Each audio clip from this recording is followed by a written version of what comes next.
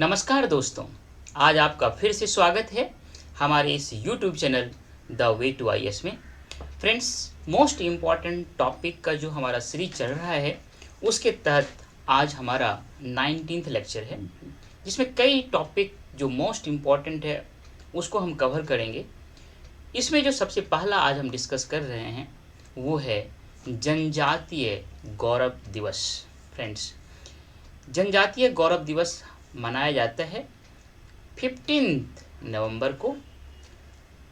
क्यों मनाया जाता है? इसी दिन जो बिरसा मुंडा जी थे उनका बर्थ एनिवर्सरी के रूप में मनाया जाता है, और साथ ही साथ इसी दिन जो शेड्यूल्ड ट्राइब्स हैं उनका जो भारतीय स्वतंत्रता संघर्ष और भारतीय कल्चर में जो योगदान है उनके प्रति हम एक सम्मान जो व्यक्त करते हैं, उनके याद में इस जनजातीय गौरव दिवस मनाया जाता है। फ्रेंड्स, जो बिरसा मुंडा जी हैं जिनका कि बर्थ एनिवर्सरी के रूप में इस दिन को जनजातीय गौरव दिवस के रूप में मनाया जाता है, बिरसा मुंडा जी को धरती आबा के रूप में भी ये भी नाम से उनको जाना जाता है, जिनका जन्म मुंडा ट्राइब में ही हुआ था और एक छोटा नागपुर प्लेट्यू रीजन में खूंटी करके डिस्ट्रिक्ट है, वहाँ पे इनका जन्म हुआ। फ्रेंड्स, जो बिरसा मुंडा जी थे वो चाहते थे कि जो ट्राइबल सोसाइटी है उसमें रिफॉर्म हो, और इस रिफॉर्म को लाने के लिए वो बहुत सारे प्रयास किए। उनका जो प्रयास था, उन पे जो लोगों का फेथ था, विश्वास था, बाद में उसी फेथ को बिरसाइट नाम दिया गया। फ्रेंड्स, जो बिरसा मुंडा हैं उन्होंने मूवमेंट शुरुआत किया जिसका नाम दिया गया उलगुलान मूवमेंट, या उसी को दूसरे नाम से भी बोलते हैं द ग्रेट टुमुल्ट, जो है ये उनका मूवमेंट का नाम था। इसी मूवमेंट के परिणाम स्वरूप या इसी मूवमेंट के प्रभाव में जो पॉजिटिव इम्पैक्ट पड़ा कि जो उस समय ब्रिटिश गवर्नमेंट था उनको एक एक्ट पास करना पड़ा जिनका नाम था छोटा नागपुर टेनेंसी एक्ट 1908। फ्रेंड्स, इसको याद रखिएगा, ये इसी से जुड़ा हुआ है। बिरसा मुंडा जी जो है वो अपोज किए बेट बिगाड़ी सिस्टम, जिसको कि फोर्स्ड लेबर कहा जाता है। इस सिस्टम का उन्होंने अपोज किया और कई बार ये जेल गए, छूटे, लेकिन अंत में इनको जो है जेल में बंद कर दिया गया और जेल में ही इनका डेथ हो गया। उनका जो ऑफिशियल्स रिकॉर्ड है वो कहता है कि इनका डेथ कोलेरा से हुआ। इसको याद रखिएगा। इस पिक्चर में आप देख रहे हैं महान स्वतंत्रता सेनानी नायक बिरसा मुंडा जी का फोटो है इसमें। फ्रेंड्स, जो हमारा नेक्स्ट टॉपिक है वो है पोचमपल्ली विलेज से रिलेटेड। सबसे पहले हम ये देखते हैं कि पोचमपल्ली विलेज को बेस्ट टूरिज्म विलेज का दर्जा दिया गया है। तो ये जो बेस्ट टूरिज्म विलेज है ये होता क्या है, इसे देख लेते हैं। वास्तव में यह एक तरह का ग्लोबल इनिशिएटिव है जिसमें हाईलाइट किया जाता है उन विलेज को जहाँ की टूरिज्म के द्वारा प्रिजर्व होता है वहाँ के कल्चर और ट्रेडिशंस का। टूरिज्म जो है वहाँ की डाइवर्सिटी को सेलिब्रेट किया जाता है टूरिज्म के द्वारा, और यह टूरिज्म वहाँ पे बहुत सारे अपॉर्चुनिटीज़ को प्रोवाइड करता है, और साथ ही साथ जो बायोडाइवर्सिटी होता है वहाँ का उसको सेफ गार्डिंग जो है इस टूरिज्म के द्वारा होता है। ऐसा जो भी एरिया होता है जहाँ पे ये सारे चीज़ टूरिज्म के द्वारा किया जाता है, ऐसे प्लेस को, ऐसे साइट्स को बेस्ट टूरिज्म विलेज का जो दर्जा दिया जाता है। इसका क्या है एम, इस दर्जा देने का? इसका एम है कि सपोर्ट करना है ऐसे गांव का ताकि वहाँ पे इन्हांस हो सके, बढ़ोतरी हो सके रूरल टूरिज्म पोटेंशियल, और इसके लिए वहाँ पे ट्रेनिंग दिया जा सके। फ्रेंड्स, और साथ ही साथ वहाँ पे जो इम्प्रूवमेंट के और बहुत सारे जो अपॉर्चुनिटीज़ हैं वहाँ तक पहुँचा जा सके, उसका लाभ उठाया जा सके। अब जरा हम लोग देखते हैं कि ये जो पोचमपल्ली विलेज जो कहाँ है, तो तेलंगाना में है। इसका याद रखिएगा। इनको सेलेक्टेड जो किया गया है बेस्ट टूरिज्म विलेज के रूप में, और ये बेस्ट टूरिज्म विलेज जो है जो सेलेक्ट किया गया है वो किया है UNWTO, मतलब United Nations World Tourism Organization के द्वारा किया गया। फ्रेंड्स, ये जो पोचमपल्ली विलेज है इनको इंडिया का सिल्क सिटी भी कहा जाता है, और यहाँ पे बहुत ही सुंदर साड़ी बनाया जाता है, और जिस स्टाइल में साड़ी बनाया जाता है उसको एकट स्टाइल कहा जाता है। फ्रेंड्स, इसी एकट स्टाइल को 2004 में जीआई स्टेटस दिया गया। फ्रेंड्स, आपको जानकर कि ये बड़ा ही एक सुखद अनुभव होगा कि जो हमारे स्वतंत्रता सेनानी और गांधी जी के परम भक्त आचार्य विनोबा जी जो एक मूवमेंट शुरू किए थे जिनका नाम था भूदान मूवमेंट, आचार्य विनोबा जी इस भूदान मूवमेंट आंदोलन का शुरुआत 1951 में इसी गांव से किए थे, पोच्चमपल्ली विलेज से ही किए थे। ये इम्पोर्टेंट फैक्ट है फ्रेंड्स, जो हमारा नेक्स्ट इम्पोर्टेंट टॉपिक है वो है जगन्नाथ टेम्पल पुरी के बारे में। फ्रेंड्स, ये जो जगन्नाथ टेम्पल है वास्तव में डेडिकेटेड है लॉर्ड जगन्नाथ को, और लॉर्ड जगन्नाथ जो है भगवान श्री कृष्ण के ही एक दूसरे रूप है। इनका जो निर्माण है वो 12th सेंचुरी में किया गया था, और जिस राजा ने किया था वो था अनंत वर्मन चोल गंगा देवा, इन्होंने किया था। ये फर्स्ट राजा थे जो कि ईस्टर्न गंगा डायनेस्टी के थे। फ्रेंड्स, जो गंग डायनेस्टी दो है, एक वेस्टर्न है और एक ईस्टर्न है। ये हिस्ट्री में हम लोग देखेंगे दोनों का अलग अलग लोकेशन कहाँ है, लेकिन जो ईस्टर्न गंगा डायनेस्टी ये आज के उड़ीसा में था। इनके जो पहले राजा थे इन्होंने ही 12th सेंचुरी में इस मंदिर का निर्माण कराया था। फ्रेंड्स, इस मंदिर का जो निर्माण हुआ है वो कलिंगा आर्किटेक्चर के रूप में हुआ है। फ्रेंड्स, इसका जो सबसे ऊंचा जो टेम्पल का साइड्स है वो 65 मीटर्स है। जो इसका जो जिस प्लेटफॉर्म पे बनाया गया, एक एलिवेटेड प्लेटफॉर्म पे, एक ऊंचा प्लेटफॉर्म बना करके तब इस जो मंदिर का आर्किटेक्चर है इसको बनाया गया। ये जो जगन्नाथपुरी टेम्पल है इसका दूसरा नाम है यामनिका तीर्था। ये यामनिका को समझते हैं, यामा जो ईश्वर है, गॉड है, मृत्यु के देवता हैं, गॉड ऑफ डेथ।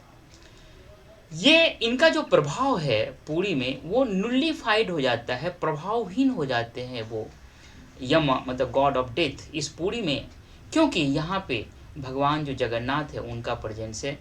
भगवान जगन्नाथ की प्रेजेंस से उपस्थिति के कारण जो मौत के देवता हैं, डेथ के देवता हैं यम, उनका प्रभाव मतलब यहाँ खत्म हो जाता है। इसीलिए इस जगह को यामनिका तीर्था भी कहा जाता है। फ्रेंड्स, ये जो पुरी है वास्तव में जो 4 धाम का कंसेप्ट है, जो आचार्य शंकराचार्य जी ने 4 धाम 4 जगह पे बनाए, उनमें एक धाम जो है ये पुरी भी है। इससे पहले वाले वीडियो में मैंने आपको बद्रीनाथ के बारे में बताया था, 4 धाम के बारे में बताया था। एक चीज़ मैं यहाँ ऐड करना चाहता हूँ कि लोगों को अक्सर बद्रीनाथ और केदारनाथ में कन्फ्यूजन होता है। जो केदारनाथ है वहाँ पे आचार्य शंकराचार्य जी उनका वहाँ पे मृत्यु हुआ था, और जो बद्रीनाथ है वो वहाँ से अलग है। यहाँ पे धाम है, 4 धाम में एक धाम बद्रीनाथ है, और जो केदारनाथ है वो शंकराचार्य जी का जो मृत्यु हुआ था उनके कारण वो वहाँ से जुड़ा हुआ है। इसको बहुत कन्फ्यूजन होता था, तो मुझे भी इसको याद रखने के लिए मैंने एक फॉर्मूला बनाया था कि जो हमने देखा कि जब कोई मृत्यु हो जाता है तो उनको एक उनका प्रोसेस करने के लिए कुदाल का यूज़ किया जाता था। हम लोग आज भी देखते हैं कि गाँव में कुदाल से मिट्टी खोदते हैं, ये सब करते हैं। तो कौ से कुदाल होता है और कौ से केदारनाथ होता है, और ये मृत्यु से जुड़ा हुआ है। मतलब मिट्टी खोद करके वहाँ पे जलाने का जो व्यवस्था किया जाता है या दफनाने का जो व्यवस्था किया जाता है वो कुदाल का यूज होता है। इसलिए केदारनाथ को हमने ऐसे जोड़ दिया ताकि कन्फ्यूजन ना हो। तो केदारनाथ याद रखिएगा शंकराचार्य जी के मृत्यु से जुड़ा हुआ है, और बद्रीनाथ जो है वो 4 धाम में से एक धाम है। दूसरा जो है द्वारका है और रामेश्वरम है, और पुरी तो अभी हम बात कर ही रहे हैं। फ्रेंड्स, जो पुरी का ये जगन्नाथ टेम्पल है ये इस रथ यात्रा के लिए भी जाना जाता है जिसको चैरियट फेस्टिवल कहा जाता है। ये 9 दिन का फेस्टिवल होता है, और ये जो चैरियट होते हैं इसमें जो आइडल होता है, मूर्ति होता है, इनमें 3 रथ होते हैं, तीनों में 3 आइडल एस्टेब्लिश किया जाता है, जिसमें लॉर्ड जगन्नाथ का होता है और उनके भाई जो हैं बलराम उनका होता है, और भगवान जगन्नाथ की जो सिस्टर जो सुभद्रा है उनका भी होता है इस रथ में। तो 3 रथ, 2 भाई 1 बहन, इसको याद रखना है। जो नेक्स्ट टॉपिक है वो है लिंगराज टेम्पल। ये लिंगराज टेम्पल भुवनेश्वर में है, लॉर्ड शिवा को डेडिकेटेड है, built by Somvanshi dynasty king जिनका नाम है जजाति केसरी। 10th सेंचुरी में बना था। इसका पूर्णतः जो निर्माण कंप्लीट हुआ वो ललातेंदु केसरी जो राजा थे उनके समय में 11th सेंचुरी में हुआ।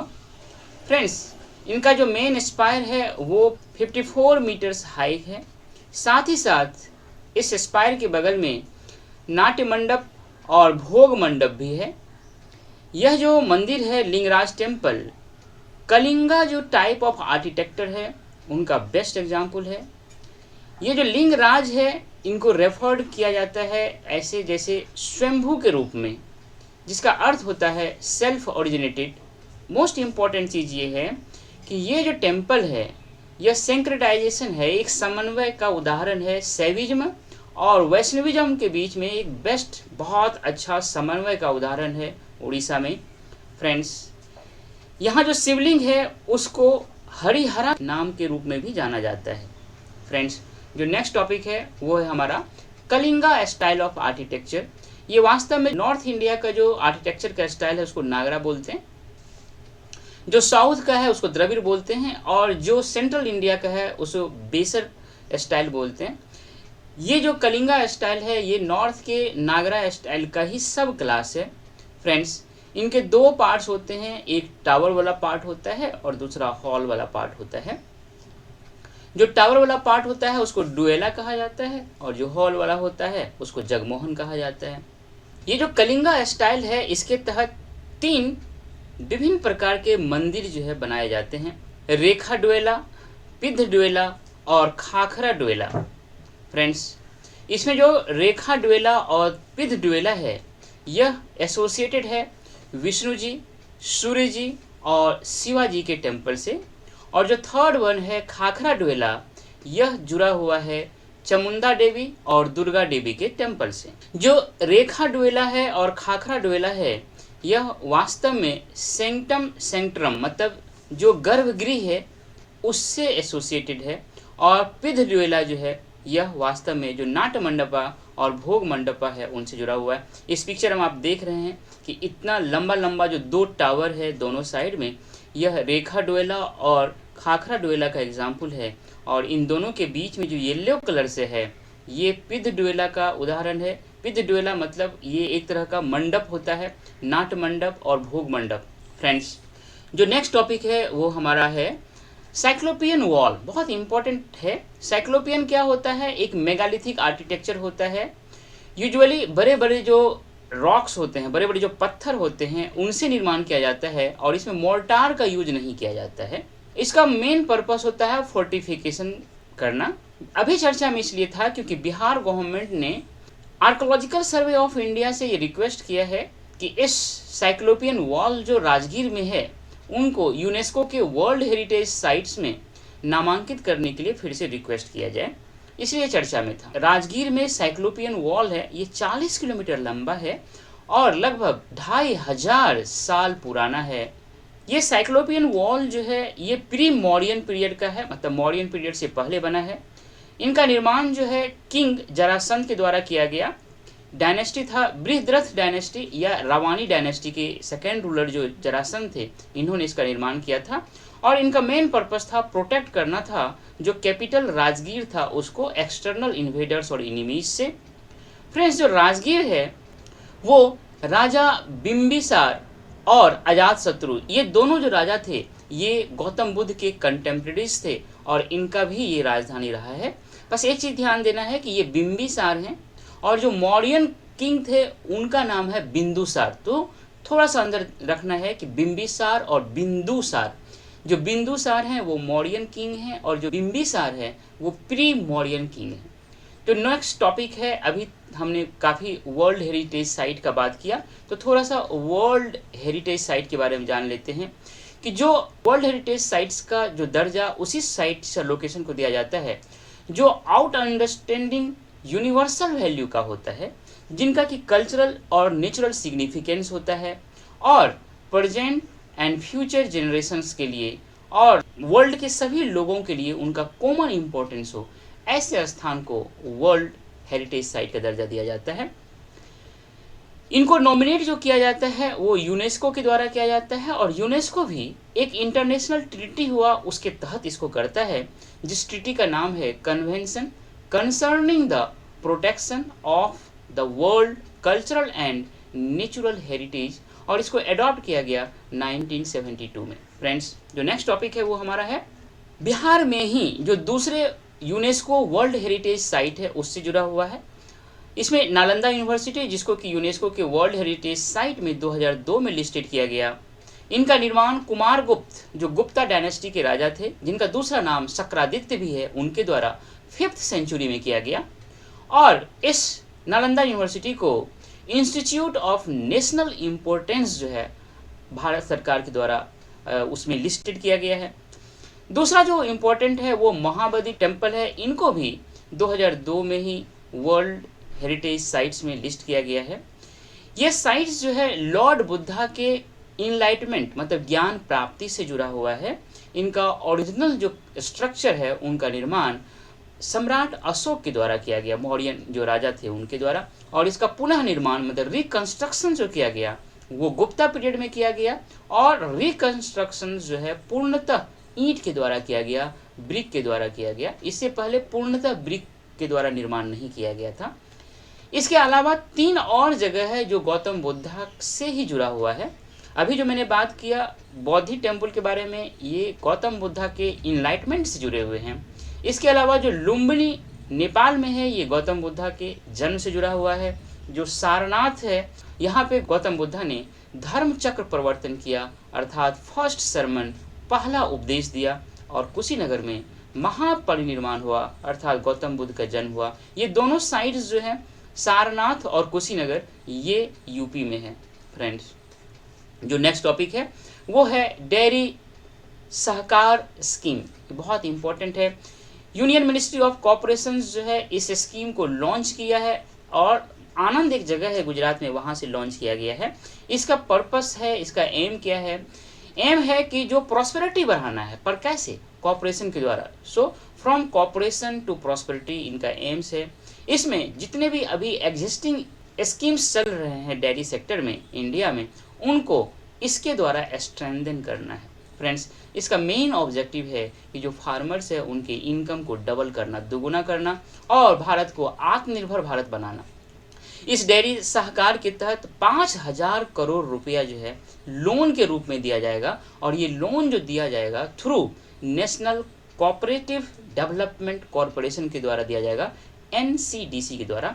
ये जो NCDC है वास्तव में एक स्टैट्यूटरी ऑटोनोमस इंस्टीट्यूशंस है, जिनका निर्माण भारत सरकार ने एक एक्ट लाके किया था, जो है India under an act of parliament 1963 के द्वारा। फ्रेंड्स, इसके बाद जो इम्पोर्टेंट टॉपिक है वो है प्रधानमंत्री ग्राम सड़क योजना। चर्चा में इसलिए है क्योंकि cabinet committee on economic affairs ने इसे फिर से कंटिन्यूएशन के लिए अप्रूव कर दिया है।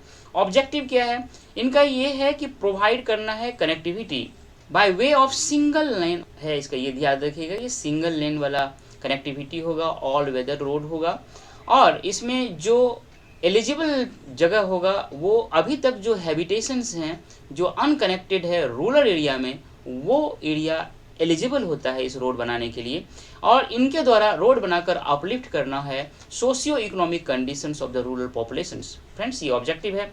इसमें जो मोस्ट इम्पॉर्टेंट चीज़ जो याद करने वाला है, रखने वाला है, वो है इसके तहत जो यूनिट होता है वो हैबिटेशन एरिया होता है, न कि रेवेन्यू विलेज और पंचायत होता है। तो ये याद रखना है, not revenue and village panchayat.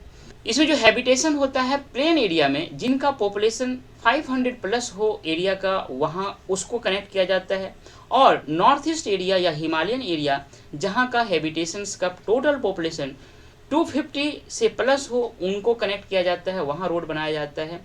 और जो left wing extremist affected area है, वहाँ पे जो पॉपुलेशन 100 प्लस होगा उस हैबिटेशन का, उनको इस सिंगल ऑल वेदर रोड से कनेक्ट किया जाएगा। फ्रेंड्स, जो नेक्स्ट टॉपिक है वो है हमारा क्लाइड बैंक डिक्लेरेशंस। ये क्लाइड जो है एक रिवर है ब्रिटेन में, और उसके बगल में एक शहर है क्लाइड बैंक, वहाँ पे ये डिक्लेरेशन, यहाँ पे मीटिंग हुआ था, उसमें डिक्लेयर किया गया था कि करना क्या है, ग्रीन शिपिंग कॉरिडोर्स बनाना है। यहाँ पे जो सिग्नेटरीज कंट्री थे वो सहमत हुए कि 2025 तक एटलीस्ट 6 ग्रीन कॉरिडोर्स जो है उनका निर्माण करना है। ये ग्रीन कॉरिडोर्स जो है उसको ऐसे डिफाइन किया गया है कि 2 मेजर जो पोर्ट्स होंगे उनको कनेक्ट करना है। जो टेक्नोलॉजिकल, इकोनॉमिकल और रेगुलेटरी जो फिजिबिलिटी है, इन सारे प्रोसेस के द्वारा जीरो इमिशंस किया जाएगा और इसमें पब्लिक सेक्टर और प्राइवेट सेक्टर दोनों की सहभागिता होगी। मोस्ट इम्पॉर्टेंट चीज़ ये है कि भारत इसमें सिग्नेटरीज नहीं है। फ्रेंड्स, ये आज की इम्पॉर्टेंट टॉपिक्स थे। मुझे उम्मीद है कि आपको ये वीडियो बहुत अच्छा लगा होगा, इसलिए आपसे मेरा ये हम्बल रिक्वेस्ट है कि इस चैनल को सब्सक्राइब कीजिए, लाइक कीजिए, अपना वैल्यूएबल कमेंट दीजिए और अपने दोस्तों के बीच शेयर कीजिए। मिलते हैं नेक्स्ट वीडियो में। Thank you dear.